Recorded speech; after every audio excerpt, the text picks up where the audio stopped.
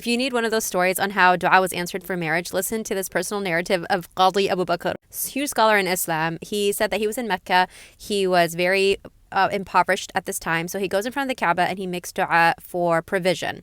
He stops making dua and he goes and finds a bag on the floor. And inside of this bag are jewels. He's like, I'm not going to keep jewels as desperately as he needs it. He doesn't even have money for food. He sold his books so he could be able to eat. He looks around Mecca and finds an older man speaking about jewels he had lost, and he confirms that these are for the older man. The older man wants to pay him a large sum, and he's like, no, I can't accept any money. All I did was return what belongs to you. Years pass, and Qadi Abu Bakr receives a position in Cordoba. This is when Muslims ruled Spain, and so he goes on a boat from Jeddah, leaving to Spain.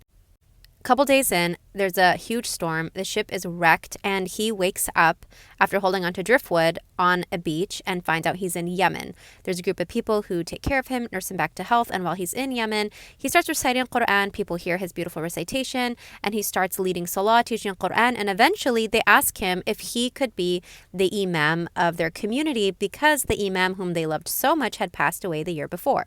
And he explains that that's how he ended up in Yemen instead of Spain. He settles there. And then an elder in the community goes to him and says that the imam from before has a daughter whom was entrusted to him to help her find a very good spouse. So with her acceptance and the acceptance of Qadi Abu Bakr, they meet, and she is wearing a necklace. And he says, where did you get that jeweled necklace from? It was the same jeweled necklace he had found in Mecca years before. So the elder says that this has a very interesting story. Her father was the imam of this masjid. He went to Mecca, he lost them, and a very righteous man returned them. He refused to take any payment for it. And the father, the imam, had been praying for and intending to go to Mecca with his daughter because they wanted to look for that man again to see if he was available and interested in marrying his daughter, because the imam wanted someone so righteous and so honest for his daughter.